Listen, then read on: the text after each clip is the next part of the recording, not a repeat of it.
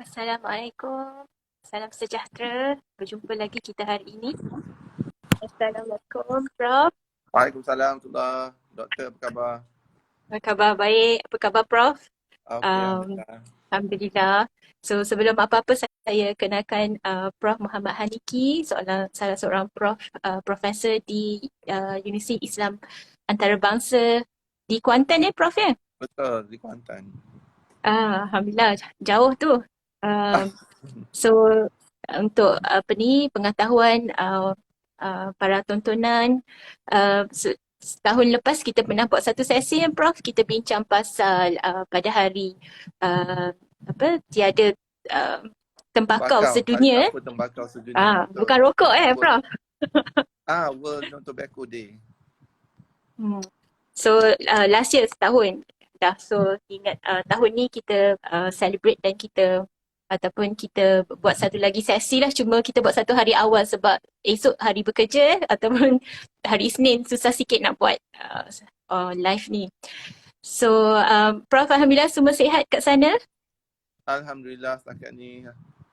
Alhamdulillah ya. So hari ni teruja jugalah sebab nombor kes COVID tu dah turun sedikit.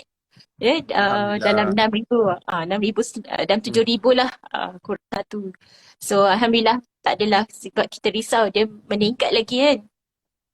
Ya, ya. So Alhamdulillah. So nak tanya Prof, kiranya kita ni dah setahun dah dalam dunia pandemik ni ya. Ada tak kita ada data menunjukkan yang apa ni mereka yang hisap rokok tu berkurang ke ataupun lebih kurang sama ke? Ada tak apa-apa kesan pandemik ni kepada tabiat merokok? Soalan yang sangat relevan ya, Doktor. Memang ada kajian, terutamanya kajian luar negara. Dia lihat kepada faktor penggunaan bahan-bahan terlarang termasuk rokok, penggunaan internet, kalau Malaysia hari itu pelayaran website lucah dan sebagainya, semua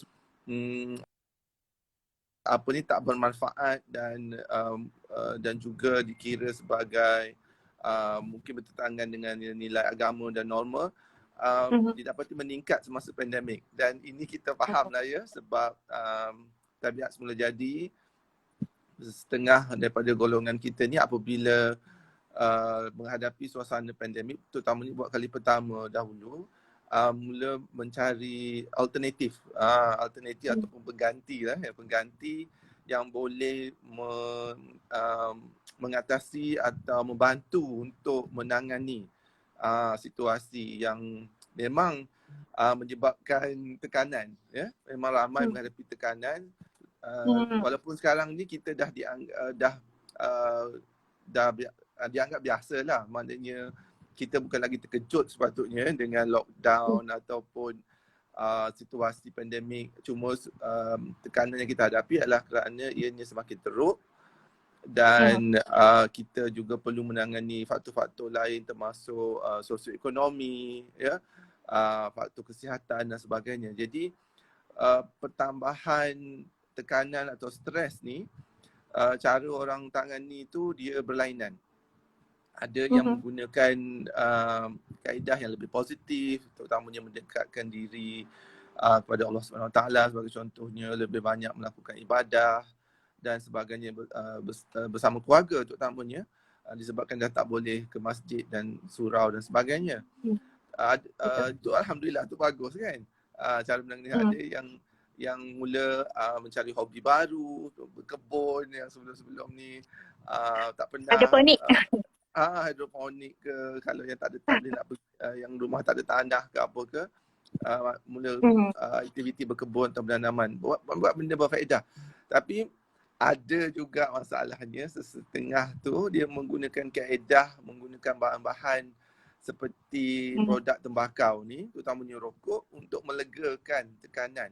Dan kita perlu faham ya Doktor dan semua penonton, memang perokok menggunakan rokok sebelum ni sebagai salah satu kaedah untuk melegakan stres, tekanan, anxiety dan sebagainya.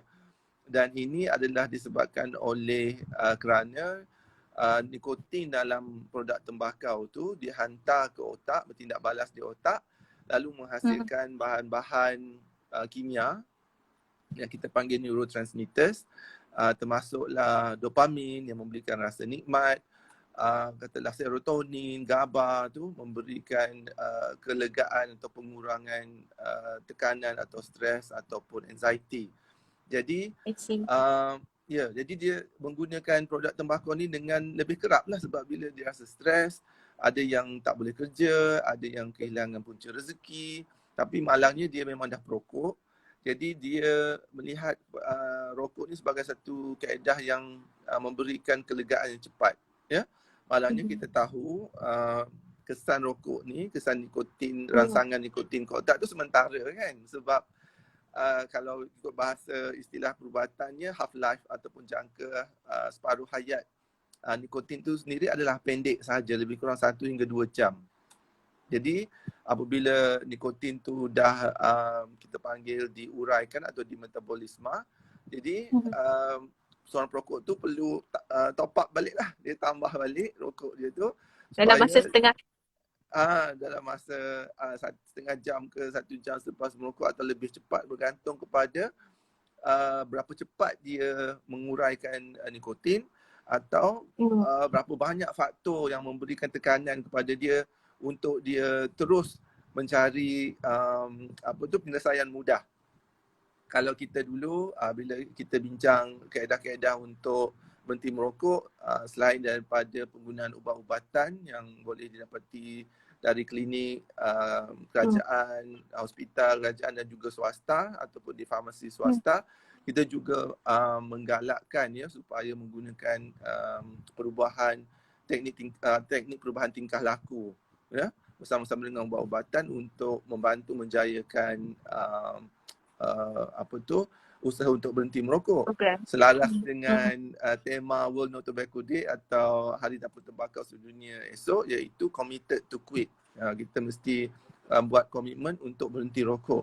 Jadi kalau dia menggunakan teknik-teknik perubahan tingkah laku ni, seperti katalah dia melengah-lengahkan, membuat sesuatu, melarikan diri daripada situasi yang menyebabkan dia rasa nak merokok, ataupun kaedah-kaedah lain. Kalau dalam Kementerian Kesihatan tu dia kembang pecah jadi 12M.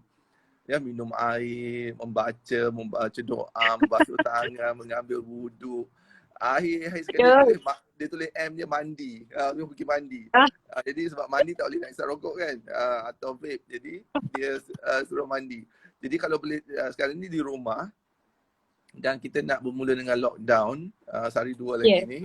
Jadi kaedah-kaedah ni juga boleh membantu. Kalau orang Islam tu kita galakkan membaca doa, mengulang zikir, membaca Fatihah, membaca 3 kul, mengambil wuduk, mendirikan solat sunat dan sebagainya, baca Quran. Jadi masa dia tu terisi, tangan dia pun tidak digunakan untuk mencari rokok. Selain daripada tu, janganlah beli kan. Jangan beli, jangan ada stok di rumah tu. Kalau boleh gunakan lockdown ni mungkin sebagai satu kita peluang. kata positif, peluang yang baik untuk berhenti rokok sekurang-kurangnya semasa lockdown tu. Jadi sebab sebab kita tengok kalau sejak pandemik ni kan, maybe social distancing dah kita dah amalkan. Kita tak boleh jumpa kawan nak merokok bersama contohnya, dan juga mungkin COVID tu sendiri menakutkan juga perokok tu. So mungkinlah nombor tu turun kalau rasanya, tapi ialah baru setahun data, mungkin kita tak ada lagi ke Prof, tapi dia boleh go sebaliknya juga ya. Ya, data dari luar negara mendapati memang peningkatan merokok dan juga aktiviti yang saya sebut tadi itu meningkat semasa pandemik. Data di Malaysia saya rasa belum ada, tapi mungkin akan dilakukan secepat mungkin, sebab tadi pun ada ada sesi saya berbincang tentang soal sidik yang akan diedarkan insya-Allah esok, untuk perokok menjawab sama ada mereka merokok dengan lebih banyak atau kalau kurang ataupun ada tak kurang pandemik. Ataupun sama je. Tapi berdasarkan kajian atau laporan antarabangsa didapati meningkat Hmm. sebab mereka menggunakan rokok sebagai satu cara untuk menangani stres. Yes, betul, betul. Okay, Prof. So, tajuk kita hari ini adalah rokok atau vape. Eh?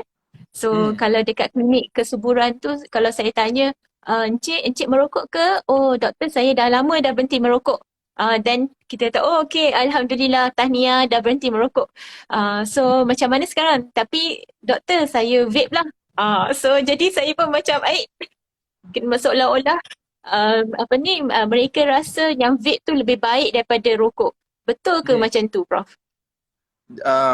Memang saya dapat banyak soalan ni. Dia membandingkan rokok dengan produk-produk tembakau yang lain, termasuklah vape atau rokok elektronik. Di Malaysia, definisi vape ni maksudnya penggunaan peranti dan cecair tanpa nikotin. Kalau I rokok elektronik see. tu pula bernikotin, tapi ni untuk tujuan definisi je lah ya, definisi. Tapi sebenarnya dari kacamata kawalan tembakau, kedua-duanya adalah sama.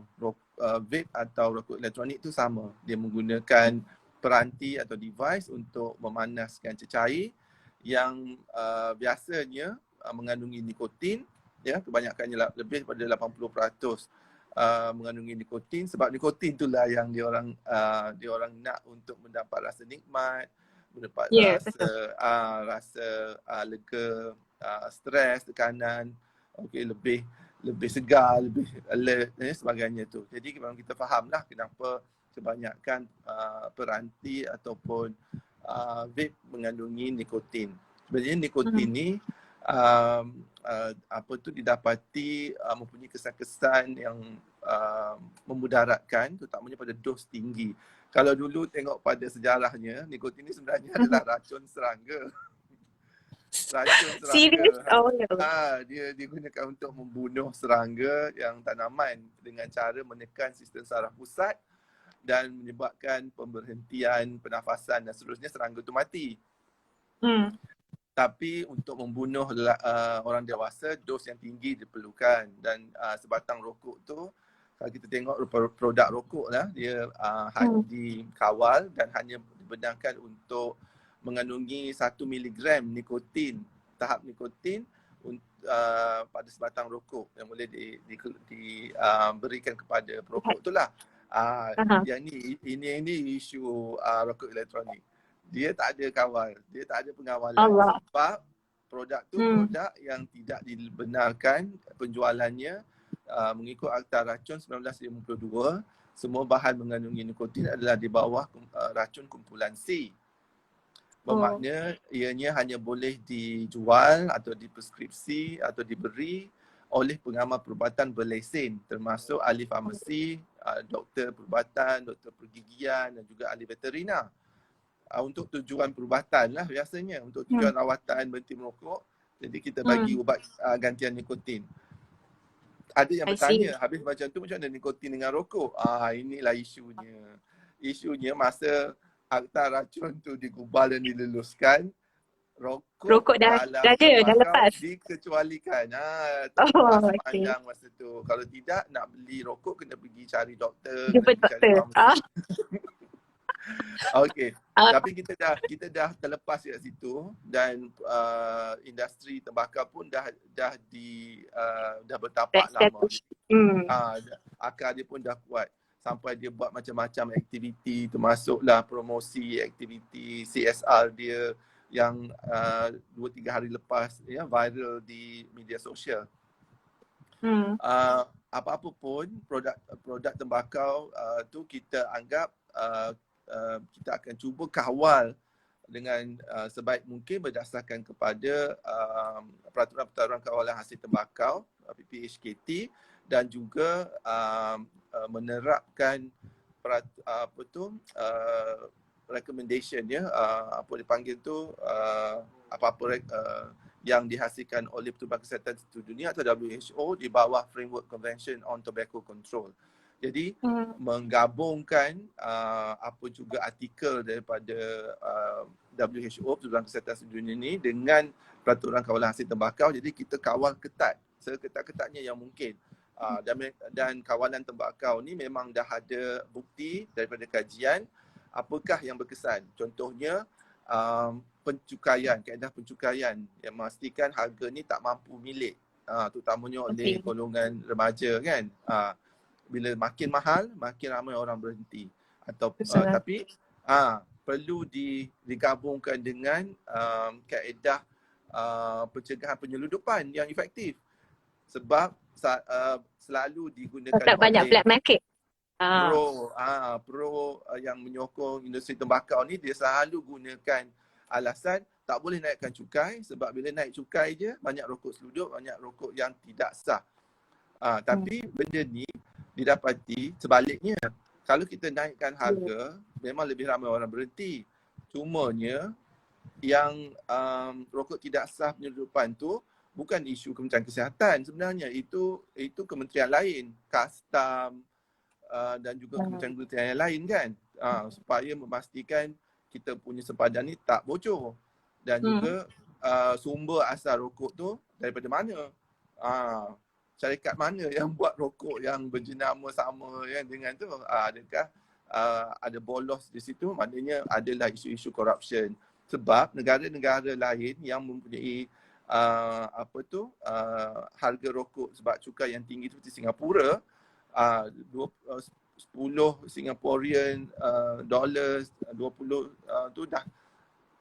Kat Malaysia ni kita paling mahal pun tak sampai RM20 kan. Di Australia dia tu pulau, kalau nak kira berapa banyak kapal boleh datang nak seludup rokok kan, tapi tak berlaku. Sangat rendah. Maknanya effective enforcement dan juga self enforcement. Orang dia tak beli rokok seluduk sebab dia khawatiri ianya juga lebih berbahaya. Saya banyak cakap pasal rokok. Kemudian saya nak masuk vape. Rokok ni kita dah nak kawal pun susah kan. Sekarang ni datang pula benda baru yang dia kata saya ni lebih selamat daripada rokok. Maka benarkanlah saya beroperasi dan dijual berleluasa. Gunakanlah saya sebab saya lebih selamat. Ini lebih selamat ni data siapa? Ya, betul. Data yang kata selamat ni terutamanya daripada penyokong-penyokong industri. Ya. Sebab kajian mendapati ianya kalau betul pun lebih selamat, ia lebih selamat daripada rokok. Macam kita nak bandingkan satu benda yang sangat berbahaya, lepas tu kita buat satu produk yang kurang berbahaya. Lepas tu kita kata, produk ni kurang berbahaya, gunakanlahnya. Tapi tujuan dia apa? Apa tujuan rokok elektronik tu sebenarnya? Adakah dia untuk memberhentikan rokok? Ataupun dia nak mengekalkan seseorang itu kepada ketagihan nikotin? Sebab apa? Sebab kandungan nikotin dalam cecair rokok elektronik tu, siapa yang tentukan? Syarikat. Tak terkawal. Jadi syarikat vape atau rokok elektronik itu sendiri yang melabel, menambah tanpa ada pengawal aturan. Jadi lepas tu dia counter pula argument ni. Dia kata kalau macam tu legalize lah. Lepas tu kawal lah. Kan? Bagilah standard, kata tak boleh lebih pada 20 mg per ml ke apa ke. Lepas tu saya counter balik. Saya kata dengan rokok ni yang 1 mg ni kita dah letih, dah duduk berperang berpuluh-puluh tahun, nak kena berperang pula dengan rokok elektronik ni yang baru datang ni. Apa kata kita tendang atau hapuskan rokok elektronik cepat-cepat awal-awal supaya kita tak perlu risau dalam masa 10, 20, 30 tahun ke depan ni, apa lagi penyakit baru yang kita tak tahu yang mungkin disebabkan oleh rokok elektronik. Sebabnya, kajian mendapati walaupun dia tu kurang berbahaya dibandingkan dengan rokok, dianya tidaklah harmless. Dia tidaklah completely harmless, ya. Dia masih berbahaya. Apa sebab? Satu, nikotin dia boleh dalam kuantiti yang tinggi. Ya. Lebih tinggi daripada rokok sebenarnya. Boleh berlaku dan telah pun berlaku. Dia masih boleh menghantar bahan-bahan kimia yang berbahaya yang boleh menyebabkan contohnya proses inflamasi atau radangan yang menjurus atau menyebabkan proses atherosklerosis yang permulaan kepada kerosakan saluran darah dan penyumbatan saluran jantung dan sebagainya, dan kesan-kesan kardiovaskular. Dan kita tahu daripada rokok contohnya memang bahan yang sama yang menyebabkan berlaku proses beradangan dan seterusnya menjurus kepada punca penyakit jantung coronary yang merupakan sebab utama kematian akibat merokok. Jadi takkanlah kita nak tunggu ada orang mati dalam kalangan perokok elektronik. Dia tak pernah hisap rokok. Dia hisap rokok elektronik semata-mata. Dia mati, tak ada sebab lain. Jadi bila disiasat, kemungkinan besarnya dia mendapat serangan jantung akibat penggunaan rokok elektronik. Sebabnya nikotin ni kita tahu, macam saya sebut tadi, kesan pada dos rendah adalah rangsangan sistem saraf. Jadi seorang tu yang rasa sedap, rasa alert, rasa segar dan sebagainya. Tapi pada dos tinggi dia mula menekan sistem saraf, ya, pusat dan juga utama. Jadi kita tak mahu benda ni berlaku sebab kematian akibat kes accidental poisoning, ya, keracunan tak sengaja akibat meminum cecair rokok elektronik tu, e-liquid tu telah pun berlaku di luar negara dan juga di Malaysia. Menyebabkan kematian. Kematian bukan golongan dewasa sebab saya kata tadi yang nak bunuh tu perlu dos tinggi. Contohnya 40 hingga 70 miligram sekaligus minum. Tapi sebab cecair rokok elektronik tu mungkin ada 20, ada yang 30 dan sebagainya. Apabila diminum oleh kanak-kanak, itu yang kes mati. Kes mati ni adalah dalam kalangan bayi dan kanak-kanak yang pergi minum cecair rokok elektronik disebabkan oleh bau dan rasanya yang sedap. Dia.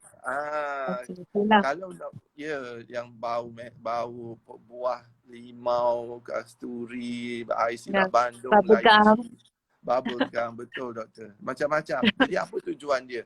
Adakah dia memang untuk menarik golongan kanak-kanak dan remaja mencubanya? Semestinya. Ya, memang kita dah buat kajian dalam golongan dewasa dan juga dalam golongan remaja, mereka tertarik dengan peranti dan juga bau dan rasa. Ya, rokok elektronik. Jadi kesan yang kita tahu pada rokok contohnya menyebabkan kualiti dan kuantiti sperma menurun. Kualiti ovum atau telur bagi wanita turun. Tahap kesuburan wanita dan lelaki menurun. Ya, kalau dapat anak pun ada berbagai komplikasi kalau masih terus merokok, seperti mana kita tahu boleh menyebabkan keguguran janin, kecacatan janin, lahir pun tidak cukup bulan atau peramatang, atau lahir kurang berat badan. Kalau lahir pun alhamdulillah selamat hidup, bayi itu still terdedah kepada risiko kematian mengejut, ya, sindrom kematian bayi mengejut, SIDS, ataupun dia juga mengalami masalah perkembangan otak dan juga tingkah laku. Kedua-duanya kajian dah mendapati. Maknanya kalau kita lihat memang tak ada kesan baik, ya. Jadi yang tu banyak kita tahu tentang rokok. Kajian sedang dijalankan tentang rokok elektronik.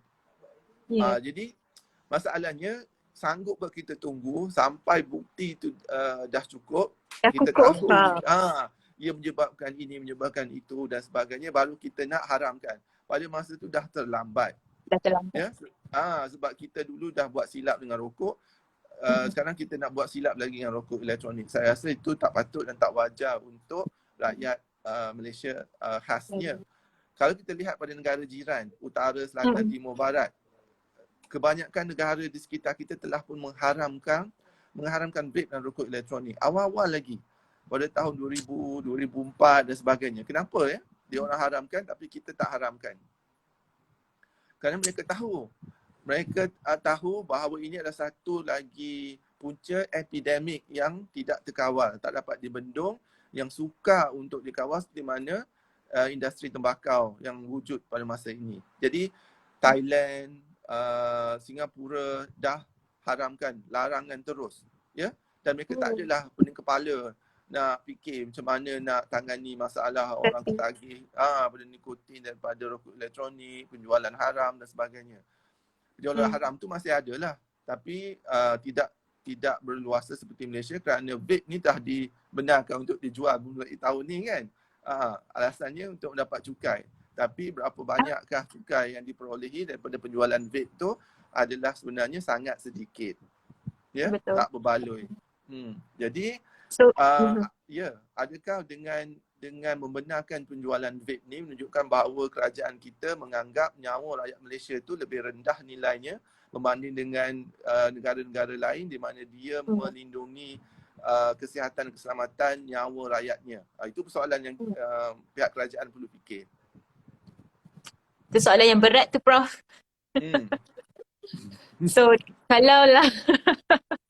kalau macam seseorang yang ambil vape tu kan, kalau kita rokok, kita boleh tanya, heavy ke Encik smoke satu hari berapa kali? Encik smoke, mungkin dia kata 2-3 batang ataupun 10 batang, setengah kotak. Tapi kalau vape ni macam mana kita sukat dia? Heavy ke, tak ke, dari segi, sebab kita tak tahu berapa kandungan nikotin dalam cecair tu. Kan? Dan berapa kali dia hisap satu hari ataupun berapa cepat cecair tu habis. Macam mana kita sukat sama Tahap ada dia kesakitan adalah dia, ya. ya. Kalau rokok memang betul kata doktor, kita dah ada alat ataupun tools ya yang kita selalu guna dalam klinik.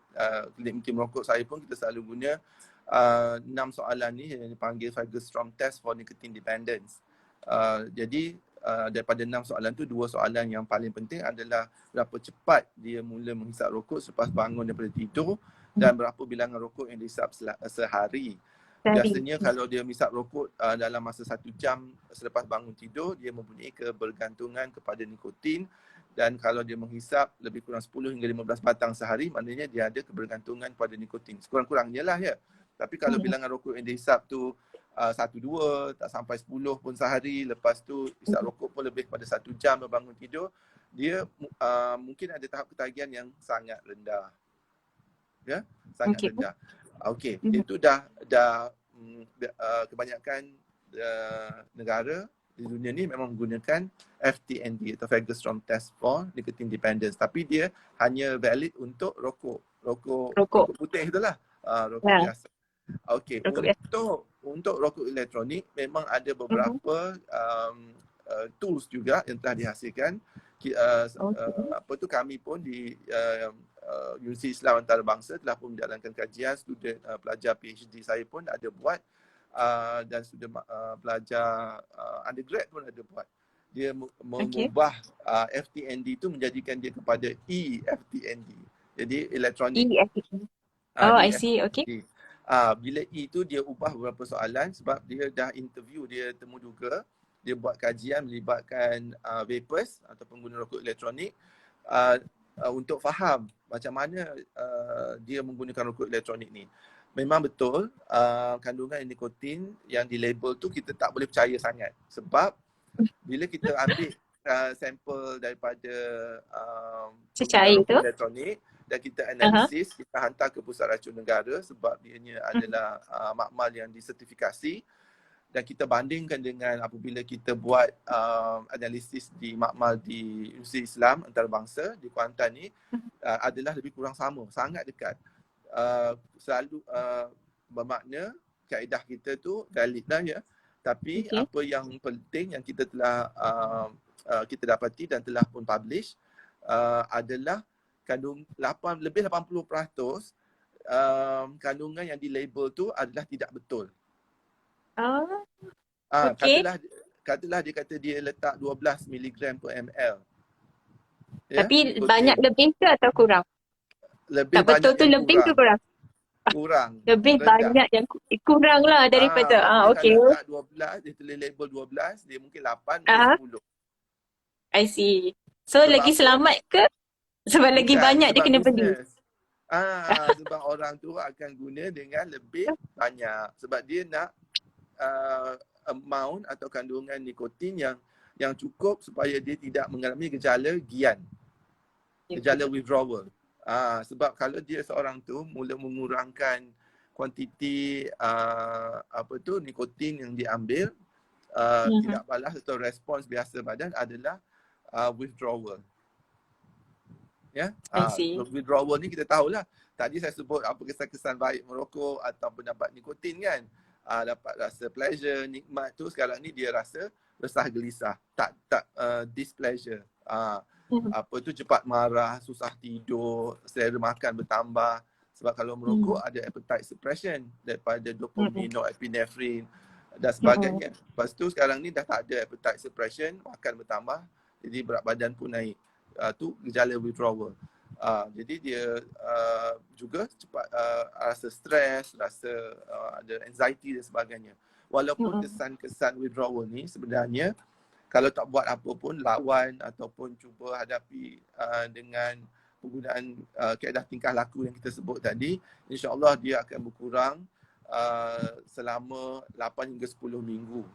Ya. Dalam 8 hingga 10 minggu ataupun kurang daripada itu, kecuali untuk yang peningkatan selera makan tu. Yang tu mungkin lama sikit nak hilang.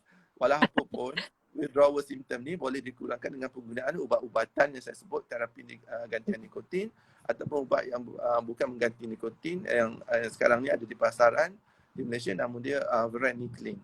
Boleh cari ya kalau ada niat untuk berhenti merokok dengan bantuan ubatan. Tapi apabila seorang tu menggantikan rokok yang diberhenti dengan rokok elektronik, kalau kandungan nikotin tu tidak mencapai tahap yang dia biasa gunakan, maka perbezaan kepekatan nikotin dalam darah akan berlaku. Jadi apabila berlaku perbezaan, terutamanya penurunannya, kalau berlebih sangat dia, kita panggil, akan dapat kesan sampingan, kesan toksik. Itu yang mula rasa pening, mual, sebagainya tu, gejala awal. Tapi apa tu, kalau tak cukup nikotin tu, mula merasa withdrawal symptom. Okey, jadi dia perlu top up lah, dia akan sedut lagi rokok elektronik dia. Jadi apa yang kami dapati daripada hasil kajian melibatkan pengguna-pengguna rokok elektronik ni, dianya memang individualized, dia akan ikut kesukaan dia dari segi perasa dan sebagainya. Dan begitu juga dengan kepekatan nikotin yang dia beli. Ada yang 8, ada yang 6, ada yang 8, ada yang 12, ada yang 24, ada yang 36, ada yang lebih. Jadi dia correlate, dia berkorelasi dengan berapa tahap kebergantungan daripada nikotin di yang rokok. Ini biasa untuk orang yang menggunakan rokok elektronik dengan niatnya untuk berhenti rokok atau mengurangkan rokok. Memang ada yang berjaya berhenti rokok dengan bantuan rokok elektronik. Yang ni terutamanya daripada negara-negara seperti UK dan kajian-kajian di New Zealand. Memang dia kata memang ada, bila dia gunakan rokok elektronik bernikotin, boleh membantu seorang tu berhenti rokok. Ialah sebab dia dah dapat nikotin yang cukup, jadi withdrawal dia kurang, jadi dia tak perlu lagi lah rokok. Dia maknanya pengganti. Tapi ada juga kajian mendapati orang yang menggunakan rokok elektronik untuk berhenti rokok konvensional ni, dia lebih lama menggunakan rokok elektronik berbanding dengan rawatan ubat-ubatan yang diluluskan untuk berhenti merokok. Apa maknanya? So dia lagi lama lah daripada nikotin daripada rokok elektronik. I see. Dia tak nak lepaskan rokok elektronik tu pula. Jadi dia sentiasa menggunakan rokok elektronik berpanjangan. Ada pula yang berjaya mengurangkan rokok konvensional tapi tak berhenti selepas menggunakan rokok elektronik, lalu menjadi pengguna dua-dua rokok dan rokok elektronik. Dia jadi dua. Betul, ada yang dua-dua. Nah, memang kajian kami yang melibatkan Institut Kesihatan Awam, Institute for Public Health KKM tu pada tahun 2016, National Electronic Cigarette Survey mendapati daripada kalau 3.2% pengguna rokok elektronik pada masa itu, 2.3% adalah dual users. Dua-dua. Dia gunakan dua-dua. Jadi kita tahu manfaat hanya boleh diperolehi daripada berhenti terus rokok. Kalau reduce, tidak ada manfaat mortality. Maknanya dia tidak mengurangkan risiko kematian peramatang. Kan yang mati awal 20 lebih, sekarang ni dah sampai 27,000 rakyat Malaysia mati setiap tahun akibat rokok. ya, terutamanya cardiovascular, respiratory dan kanser. Tapi kalau dia mengurangkan, adakah bermakna risiko untuk mati awal sebab penyakit ni berkurang? Tak. Kajian mendapati manfaat hanya boleh diperolehi dengan berhenti terus. Right. Bukan kata Bukan saya nak kurangi mengurangkan. 50%, bukan. Jadi kalau nak tahap kesuburan tu meningkat, tak boleh kata saya boleh kurangkan merokok. Tak boleh. Ataupun sekarang ni nak ganti dengan rokok elektronik. Tak boleh. Kita tak tahu lagi data, tapi apa yang kita tahu, rokok elektronik ni mimik. Dia meniru rokok. Kandungan bahan kimia dia kurang. Rokok ada 7,000 bahan kimia berbahaya. 70 adalah karsinogen, bahan penyebab kanser. Tapi rokok elektronik pun ada bahan penyebab kanser juga. Walaupun dia kata dia tak ada pembakaran, dia tak ada tar, tapi dia penguapan. Dia penguapan pembawa dia VGPG tu, vegetable glycerol propylene glycol tu, yang kita panggil adalah lipids, ya. Walaupun dia sumber tumbuhan, tapi dia ada lipids dan ia disedup melalui sistem pernafasan. Apa tujuan Allah Subhanahu Wa Taala cipta sistem pernafasan kita? Untuk menghirup udara, mendapat oksigen dan mengeluarkan gas karbon dioksida dan gas-gas lain kan. Tak ada tujuan lain. Bukan tujuan dia untuk menghantar nikotin, menghantar sirap bandung, laici, rambutan ke apa punya perisa, sedut ke mulut, masuk ke sistem pernafasan. Sebab sistem pernafasan ni lah first line defense untuk respiratory system kan, untuk respiratory infection. Yang ni lah yang kita risau sekarang ni. Sebab 2019 begitu banyak kes EVALI, electronic cigarette and vape associated lung injury. Yang ni menyebabkan kerosakan teruk paru-paru yang tak terbalikkan. Kalau dah kena, mungkin sepanjang hayat perlu bantuan pernafasan oksigen. Ya? Terutamanya golongan muda yang menggunakan rokok elektronik yang dicampur aduk dengan bahan-bahan dadah terlarang termasuk cecair ganja dan sebagainya. Ya, ini satu lagi isu rokok elektronik dan peranti. Boleh dimanipulasi. Cecair elektronik tu boleh ditambah macam-macam jenis dadah dan telah pun disahkan, dikaji di Malaysia ni memang dia ada pencampur adukan bahan-bahan terlarang yang ditambah menggunakan minyak ganja lah, apa-apa minyak yang dilarutkan tu dan disedut. Jadi ini satu punca sebab yang menyebabkan negara Cambodia berjaya mengharamkan rokok elektronik negaranya atas alasan inisiatif narkotik. Ya, agensi narkotik Cambodia. Bukan Kementerian Kesihatan Cambodia, dia agensi narkotik dia ban kan rokok elektronik ni atas satu alasan ianya boleh menjadi peranti yang boleh disalahgunakan untuk penyalahgunaan dadah, dan kedua ianya menerukkan pandemik COVID-19. Sebab apa? Apa-apa yang merosakkan, yang menyebabkan sistem pernafasan kita mengalami radangan, kerosakan dan sebagainya, akan menyebabkan penurunan sistem imuniti atau ketahanan, ya. Dan untuk rokok, kajian antarabangsa dan juga kajian di negara kita sendiri pun telah melihat baru-baru ni daripada Februari hingga Mei 2020 melibatkan 5,889 perokok. Jumlah pesakit, jumlah pesakit COVID 5,889, dan dalam kalangan mereka yang merokok, apakah komplikasi akibat jangkitan COVID. Negara lain, dia telah menunjukkan bahawa risiko untuk mendapat jangkitan COVID-19 adalah hingga 2 hingga 4 kali lebih tinggi dalam golongan perokok. Dan mekanismenya, kalau saya tak nak terlalu teknikal, menyebabkan peningkatan ekspresi reseptor ataupun tempat di mana virus tu boleh masuk dan melekat, terus menyusup, melekat dan menyusup.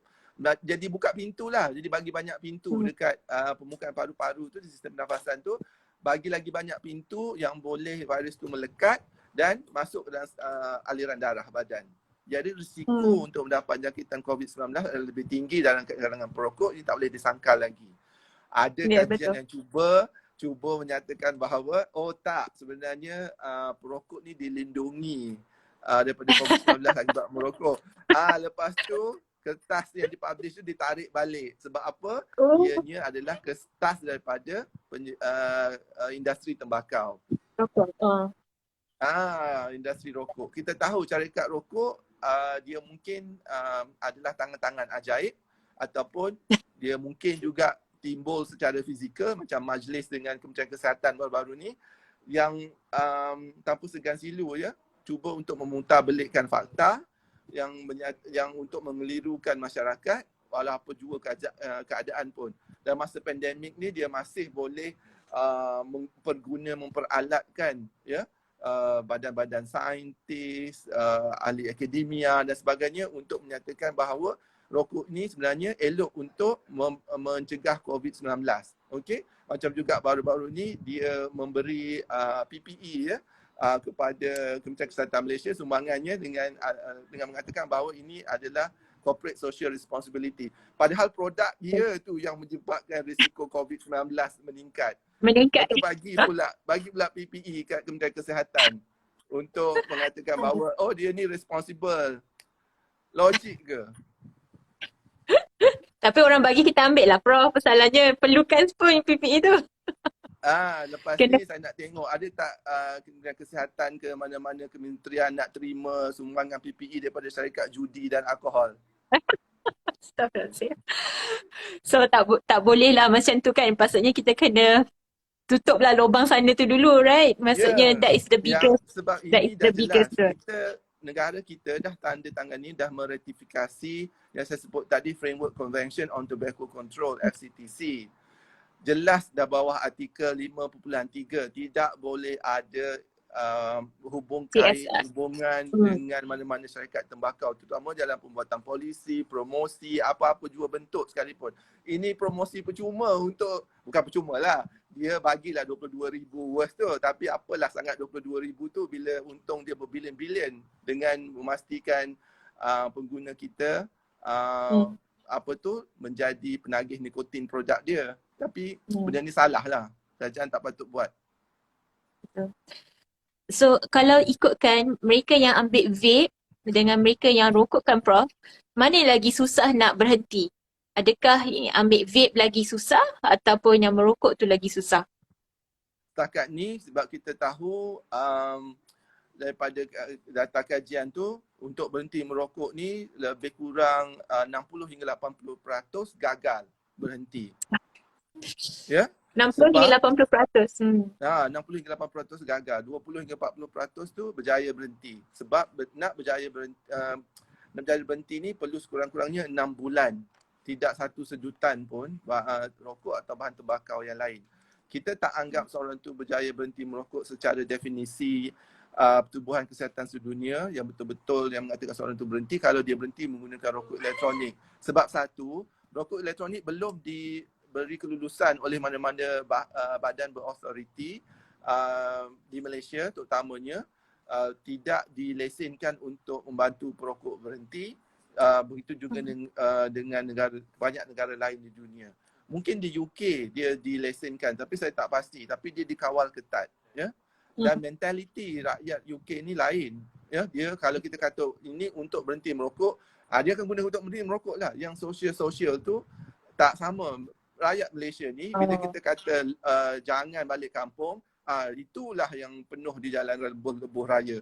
Dia kata kita nak lockdown, itulah yang dia dapat kebenaran. Tiba-tiba PJJ lah, mak tenat, sakit, nak kena jaga ayam itik dan sebagainya. Mentaliti rakyat Malaysia ni, maaf cakap lah, sangat berbeza. So kita kena pelajari macam mana kita nak dapat fahamkan dorang, kita punya mentaliti, macam mana kita berfikir. So kita tak boleh gunakan apa yang negara lain guna supaya cara lebih, rasanya tak lain dan tak bukan dari segi sekolah, dari pendidikan tu lagi kena dah cakap dah. Daripada situ lagi kita kena block sebelum mereka cuba kan. Rasanya macam doktor jumpa pasangan yang cuba untuk dapatkan anak, mendapatkan bantuan rawatan fertility. Mula daripada situ lagi sebab dia nak menghasilkan zuriat. Daripada situ Ya, lagi betul. doktor dah terapkan bahawa tak boleh merokok kalau nak dapat zuriat, dan hopefully lah, harapnya dia tak akan kembali merokok selepas dapat zuriat, sebab dia kata dah dapat zuriat, so okey lah dia boleh merokok Ingat lah. lagi. Harapnya tak lah.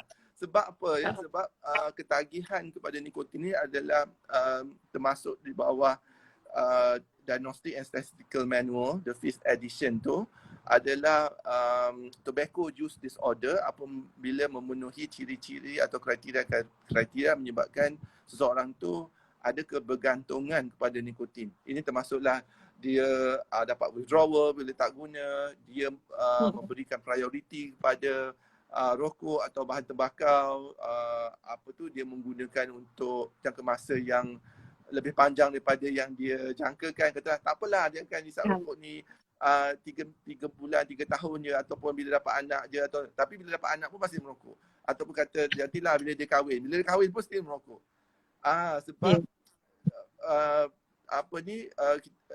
ahli-ahli dalam bidang ketagihan ya, addiction specialist ni, pakar ketagihan seperti Benowitz, Henningfield telah pun meletakkan potensi untuk menyebabkan kebergantungan kepada nikotin ni lebih tinggi berbanding dengan heroin atau kokain.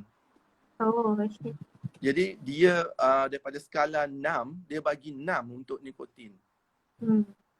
Potensi So, paling untuk tinggi nikotin lah. paling tinggi kalau banding dengan heroin atau kokain. Menunjukkan betapa kuatnya kesan nikotin ni sebagai satu bahan psikoaktif. Apabila seorang dan kajian yang menggunakan radio label tracing study nak lihat berapa banyak nikotin tu akan pergi ke otak atau tapak tindakan di otak tu untuk bertindak, hanya 3 batang rokok boleh memenuhi hampir ke semua tapak-tapak reseptor atau tindakan di otak. Di otak. Sangat kuat. Jadi bila seorang tu ulang menggunakan rokok, bilangan Susah reseptor tu atau tapak tu semakin banyak. Dia macam konsep Angry Birds. Dia tambah Angry Birds di otak dia. Angry Birds ni bila dia lapar je, dia jadi angrier birds. Kalau tak dapat dia withdrawal. Jadi kita ni semua ada Angry Birds, tapi tak sebanyak perokok. Dan kita tak menggunakan nikotin daripada tembakau untuk menghasilkan rasa nikmat, rasa lega dan sebagainya. Kita tak bergantung kepada nikotin daripada tembakau. Tapi perokok dia dah membiasakan otak dia tu untuk bergantung kepada nikotin. Kalau tak ada nikotin, mula resah gelisah, tak boleh nak fikir, cepat marah, jam, crank, rasa mengantuk dan sebagainya. Sebab tak ada bayi yang lahir dengan rokok di antara 2 jari dia. Dan dia hisap rokok dalam benda baru. Dalam dewan kelahiran dan sebagainya tu.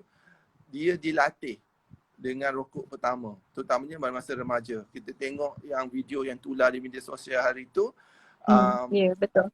anak kecil dibagi vape, rokok elektronik oleh mungkin ayah dia. Dah jadi kes polis, tak tahu apa jadi dengan budak tu. Maknanya otak dia tu dah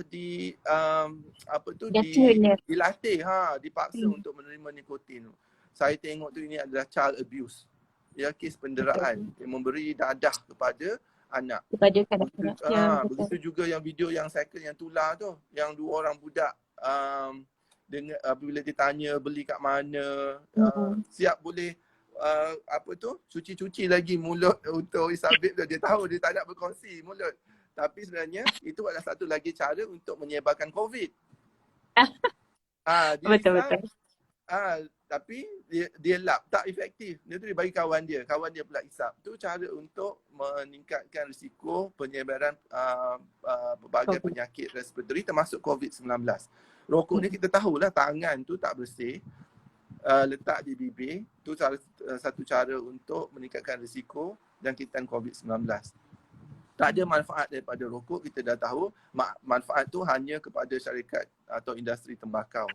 Cukai pun tak cukup, duit tak cukup untuk menangani pelbagai penyakit yang disebabkan oleh rokok. Dan kematian yang 27,000 tu, yang peramatang tu, siapa nak bayar? ada nilai tak yang boleh letak pada setiap nyawa yang mati akibat Meninggal rokok. awam. Jadi kita sekarang ni nak promote pula rokok elektronik. Tak payahlah, cari pahala je. Macam mana pula dengan wanita, Prof? Ada tak peningkatan merokok di kalangan wanita ataupun wanita, lebih ramai wanita yang vape sekarang ni berbanding dengan dulu?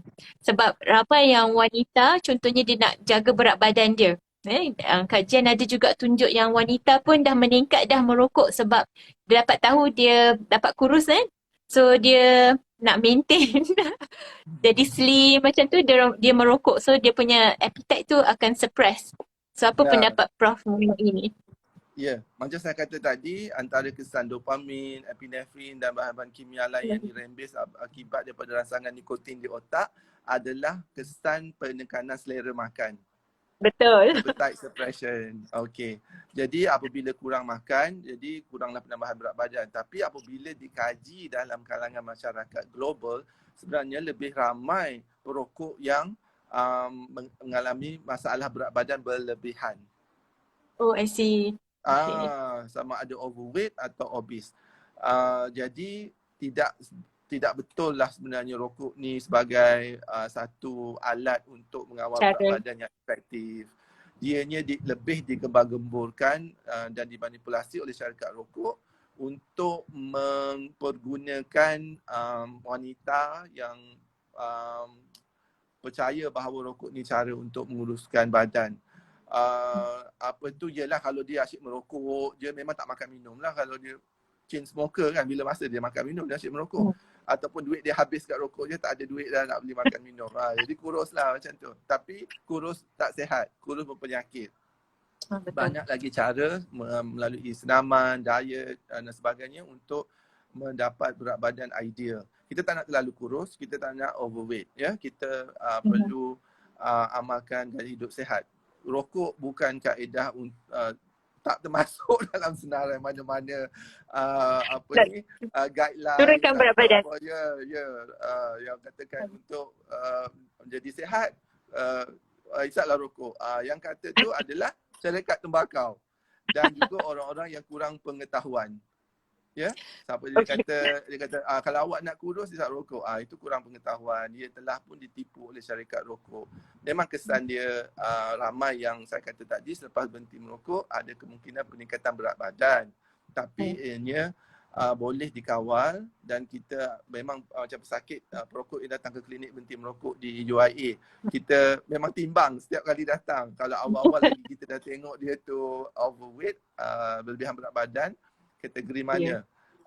Kalau dia obes, memang kita akan masukkan weight management program bersama dengan rawatan berhenti merokok. Sebab salah satu kaedah tingkah laku yang berguna yang didapati oleh kajian-kajian adalah melalui senaman untuk membantu berhenti merokok. Sebab senamannya kan kita tahu release endorphin kan, hormon-hormon yang menyebabkan badan kita pula rasa sehat, rasa segar, rasa rasa nikmat. Jadi kita tak perlu kepada nikotin untuk mendapatkan kesan-kesan tersebut. Kita minta dia buat senaman. Jadi bersesuaianlah, kita tanya boleh tak dia brisk walking, jalan secara ataupun jogging, berenang sebagainya. Sekarang ni dah lockdown, kena fikir apa senaman yang boleh buat dalam rumah lah. Boleh buat apa tu, rope skipping tu, ataupun aerobik, zumba. Aerobik lah, tengok YouTube. Apa nak kisah kan.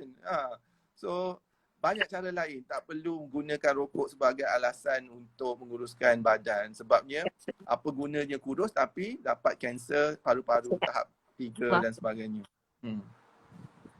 Okey Prof, lagi 5 minit. Mungkin ada apa-apa kata semangat ke, kata-kata dorongan untuk mereka yang nak berhenti merokok ataupun dan juga vape.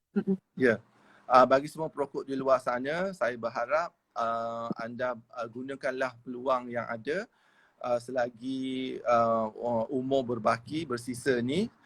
Pasanglah niat untuk berhenti merokok secepat yang mungkin. Kalau perlukan bantuan, boleh layari Jomquit jomquit.moh.my atau .com.my. ataupun layari MQuit. MQuit ni yang diluluskan oleh Kementerian Kesihatan Malaysia untuk mendapatkan informasi lebih lanjut tentang perkhidmatan berhenti merokok terdekat dan secara dalam talian. Sebab pandemik ni macam inilah kita buat sesi berhenti merokok pun menggunakan ni, dan ubat pun dulu kita post atau kita minta dia pergi ambil di klinik atau hospital atau farmasi. Boleh kalau niat tu betul-betul dipasang kerana Allah SWT dengan niat, sebab kita tahu dah fatwanya haram, rokok biasa ke rokok elektronik, dua-dua fatwanya haram. Jadi tak payahlah kita nak fikir lanjut vaksin ni halal ke haram ke, tapi kat jari ada rokok, ya. Jadi gunalah peluang ni, lockdown ni terutamanya untuk berhenti rokok, sebab rokok di dalam rumah atau dalam persekitaran akan mendedahkan ahli keluarga kita, termasuk juga haiwan peliharaan dan sebagainya, kepada asap rokok basi. Kesan asap rokok basi ni telah dikenal pasti memudaratkan. Tidak ada tahap selamat kepada pendedahan kepada asap rokok basi. Jadi nasihat saya dengan kata akhir, pasang niat untuk berhenti merokok, sebab semua perbuatan amalan bermula dengan niat. Dapatkan bantuan, dapatkan hikmat, bantuan berhenti merokok. Berhenti merokok secara sendiri, kadar kejayaannya adalah rendah, kurang pada 5%. Kalau gunakan ubat dan dengan sokongan yang diperolehi daripada pengamal perubatan ataupun ahli keluarga terdekat, boleh meningkatkan kadar kejayaan sehingga 20 hingga 40%. Tak tinggi kan 20 hingga 40% tu, tapi dah cukup tinggi sebab susah nak berhenti. Tapi insya-Allah ramai yang berjaya. Walaupun dalam career saya sebagai pengendali klinik berhenti merokok, tahap kejayaan klinik kami tidaklah begitu tinggi dan lebih kurang 30 hingga 40%. Tapi benchmark kalau di Kementerian Kesihatan Malaysia adalah 20%. So alhamdulillah kami melebihi benchmark tu. Tapi begitu daripada pengalaman saya sendiri adalah sukar tapi tidak mustahil. Ya, betul Prof, tak mustahil, masih boleh buat, masih boleh insya-Allah. Okey, dengan itu Prof, saya nak ucapkan terima kasih banyak-banyak kerana sudi luang masa 1 jam ni petang Ahad ni, dan insya-Allah kita